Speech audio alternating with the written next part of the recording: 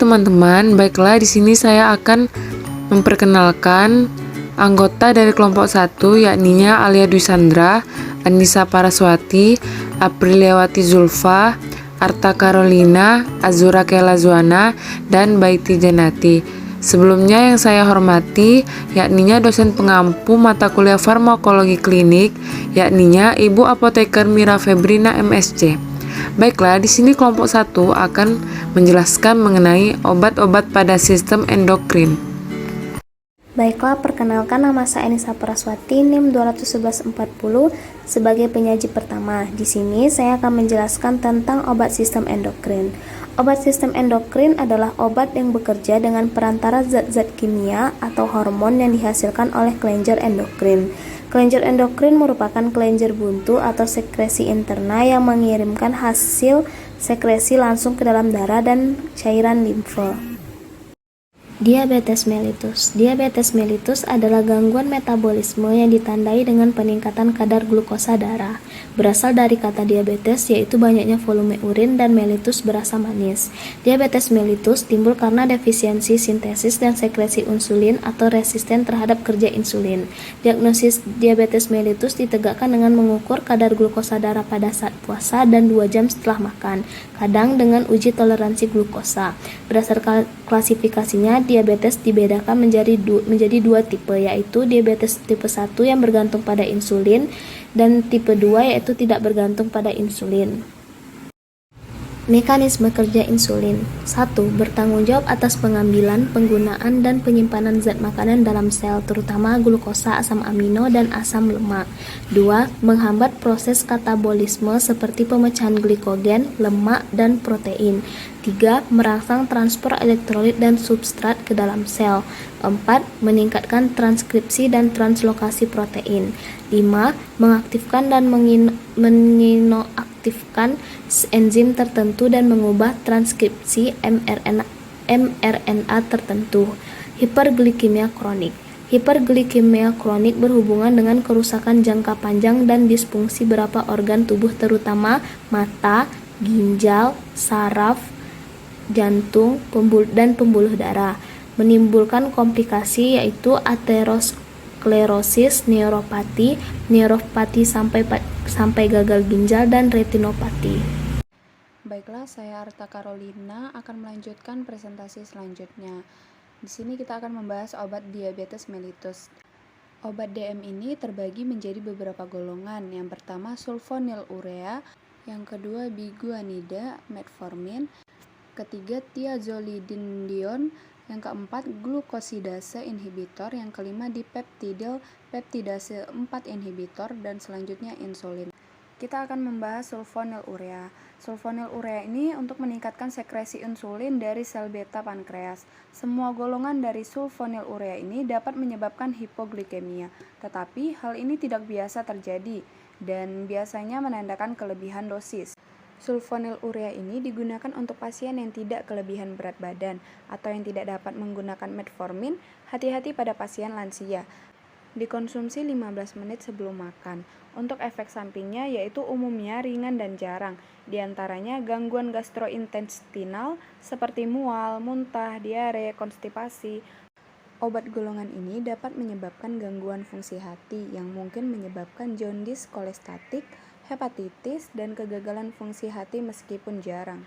Adapun untuk contoh obatnya yaitu chlorpropamid, tolbutamid, glipizid, glibenclamid, glimepirid, dan glikuidon. Selanjutnya biguanida yaitu metmorfin. Obat ini bekerja dengan mengurangi proses gluconeogenesis atau pembentukan glukosa dari senyawa non-karbohidrat dan meningkatkan sensitivitas insulin terhadap glukosa.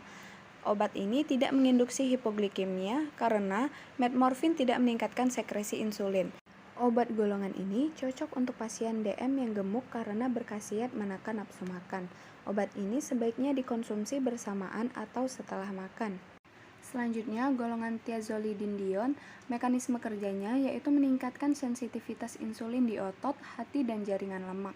Adapun contoh obat dari golongan ini yaitu troglitazone dan rosiglitazol. Selanjutnya, kita membahas glukosidase inhibitor. Adapun mekanisme kerjanya yaitu menghambat absorpsi glukosa dengan cara menghambat perubahan di polisakarida menjadi monosakarida yang dibantu enzim alfa glukosidase yang dihasilkan di mukosa duodenum.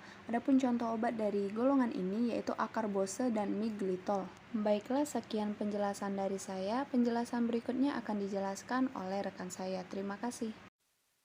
Baik, perkenalkan saya Apriliawati Zulfa Mukaromah, NIM 20011141, akan melanjutkan penjelasan dari penyaji sebelumnya, yaitu golongan obat dipeptidil peptidase 4 inhibitor.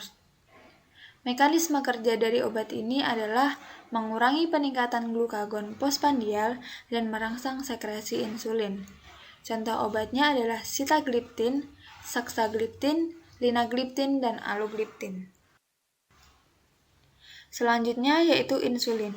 Ada beberapa jenis insulin yang harus kita ketahui. Yang pertama adalah rapid acting insulin atau insulin yang dapat bekerja sangat cepat di dalam tubuh dengan waktu kerja 15 menit dan dapat bertahan di dalam tubuh selama 3-4 jam. Contohnya adalah Humalog, Novolog, dan Apidra. Selanjutnya ada short acting insulin dengan waktu kerja 30-60 menit dan dapat bertahan di dalam tubuh selama 5-8 jam. Contohnya ada Humulin R dan Novolin R.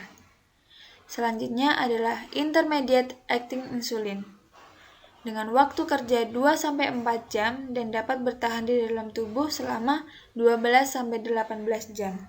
Contohnya Humulin N dan Novolin N. Kemudian ada long acting insulin dengan waktu kerja selama 2-4 jam dan dapat bertahan di dalam tubuh selama 24 jam. Long acting insulin merupakan insulin yang bekerja lama di dalam tubuh. Kemudian ada premixed acting insulin, yaitu gabungan dari insulin yang bekerja dengan cepat dan insulin yang bekerja dengan lambat. Contohnya adalah Humalog mix 75/25, Humalog mix 50/50, Humalog mix 70/30, Humulin 70/30, Novolin 70/30, dan NPH regular combination. Kemudian farmakokinetik dari insulin tersebut adalah insulin reguler dan NPH diabsorpsi dengan baik pada semua cara pemberian. Keduanya dapat diberikan secara subkutan, tetapi hanya insulin reguler yang dapat diberikan secara intravena. Waktu paruhnya bervariasi. Insulin dimetabolisme di dalam hepar dan otot dan dikeluarkan dalam urin. Kemudian farmakodinamik dari insulin adalah insulin menurunkan kadar gula darah dengan mempercepat pemakaian glukosa sebagai glikogen di dalam otot. Awetan kerja insulin reguler yang diberikan secara subkutan adalah setengah sampai 1 jam dan bila diberikan secara intravena 10-30 menit. Awetan kerja NPH adalah 1-2 jam. Kemudian kadar puncak kerja insulin sangat penting karena kemungkinan terjadi reaksi hipoglikemik atau shock insulin pada periode tersebut. Interaksi obat-obatan dengan insulin yaitu obat-obatan seperti diuretik tiazid, agen-agen tiroid, dan estrogen meningkatkan kadar gula darah dan dosis insulin mungkin perlu disesuaikan. Obat yang menurunkan kebutuhan insulin adalah antidepresi trisiklik, inhibitor monoamin oksidase atau MAO, produk-produk aspirin, dan antikoagulan oral. Efek samping yang merugikan dari reaksi tersebut adalah jika insulin diberikan lebih banyak daripada yang dibutuhkan untuk metabolisme glukosa, timbul reaksi hipoglikemik atau shock insulin. Contohnya yaitu Novorapid dan Lavemir. Sekian dari penjelasan saya, terima kasih. Baiklah, saya Alia Sandra akan melanjutkan presentasi. Jadi di sini ada tabel mengenai insulin analog kerja cepat. Itu ada insulin lispro, insulin aspart, insulin gluclisin. mula kerjanya 5-15 menit. Kemudian puncak kerjanya 1-2 jam, lama kerjanya 4-6 jam. Kemudian di sini ada insulin manusia kerja pendek, itu sama dengan insulin reguler. Jadi di sini ada Humulin R-Actrapid, mula kerjanya 30-60 menit, puncak kerjanya 2-4 jam, dan lama kerjanya 6-8 jam. Kemudian ada insulin manusia kerja menengah, itu sama dengan NPH. Itu ada Humulin R Insulatate, insuman basal. Jadi di sini mula kerjanya 1,5-4 jam, puncak kerjanya 4-10 jam, lama kerjanya 8-12 jam. Kemudian di sini ada insulin analog kerja panjang. Pada insulin analog kerja panjang ini ada insulin glargin, insulin determir, dan lantus 300. Mula kerjanya 1-3 jam, puncak kerjanya hampir tanpa puncak, dan lama kerjanya 12-24 jam. Kemudian ada insulin analog kerja ultra panjang, itu ada Degludec, puncak kerjanya hampir tanpa puncak juga, dan lama kerjanya sampai 48 jam. Kemudian insulin campuran, mula kerjanya 30-60 menit, dan puncak kerjanya 3-12 jam. Kemudian yang terakhir ada insulin analog campuran, mula kerjanya 12-30 menit, dan puncak kerjanya 1-4 jam. Selanjutnya obat tirostatika. Zat antitiroid atau yang disebut juga tirostatika adalah zat yang berkhasiat menekan produksi hormon tiroid, khususnya digunakan pada keadaan hiperfungsi kelenjar tiroid. Kemudian di sini ada obatnya. Yang pertama Carmazole, berkhasiat antitiroid, kuat dan paling sering digunakan pada dosis normal, efek sampingnya jarang terjadi. Yang kedua Propylthiouracil, khasiatnya kurang lebih 10 kali lebih kecil dari Carbimazole. Yang ketiga iod dan iodida, dalam dosis tinggi menghambat sintesa dan pelepasan hormon-hormon tiroid. Ini juga pemasukan iodida dalam tiroid dirintangi. Yang keempat, iod radioaktif.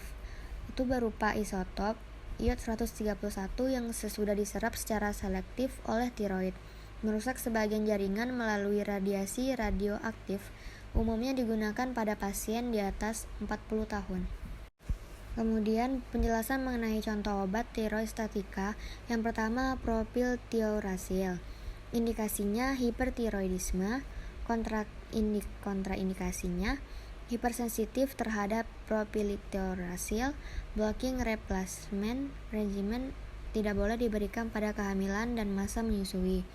Bentuk sediaannya tablet 50 mg dan 100 mg. Dosis dan aturan pakainya untuk anak-anak 5-7 mg per kilogram per hari atau 150-200 mg per hari. Dosis terbagi setiap 8 jam. Dosis dewasa 3000 mg per hari. Dosis terbagi setiap 8 jam. Untuk hipertiroidisme berat 450 mg per hari. Untuk hipertiroidisme ekasional memerlukan 600-900 mg per hari. Dosis pelihara 100-150 mg per hari dalam dosis terbagi setiap 8-12 jam. Dosis untuk orang tua 150-300 mg per hari. Efek sampingnya ruam kulit, nyeri sendi, demam, nyeri tenggorokan, sakit kepala, ada kecenderungan pendarahan, mual, muntah, dan hepatitis. Kemudian mekanisme kerja obatnya menghambat sintesis hormon tiroid dengan menghambat oksidasi dari iodin dan menghambat sintesis tiroksin dan triodotironin. Resiko khususnya hati-hati penggunaan pada pasien lebih dari 40 tahun karena PTU ini bisa menyebabkan hipoprotombinemia dan pendarahan, kehamilan dan menyusui, dan juga penyakit hati. Yang kedua metimazole, indikasinya agent antitiroid, kontraindikasi hipersensitif terhadap metimazole dan wanita hamil. Bentuk sediaannya itu tablet 5 mg, 10 mg, dan 20 mg. Dosis dan aturan pakai untuk anak 0,4 mg per kilogram per hari atau 3 kali sehari. Dosis pelihara 0,2 mg per kilogram per hari atau 3 kali sehari. maksimum 30 mg dalam sehari. Untuk dewasa, hipertiroidisme ringan 15 mg per hari, sedang 30-40 mg per hari, hipertiroid berat 60 mg per hari, dosis pelihara 5-15 mg per hari. Efek sampingnya sakit kepala, vertigo, mual, muntah, konstipasi, nyeri lambung, dan edema. Resiko khususnya itu pada pasien di atas 40 tahun, hati-hati bisa meningkatkan myelosuppression kehamilan.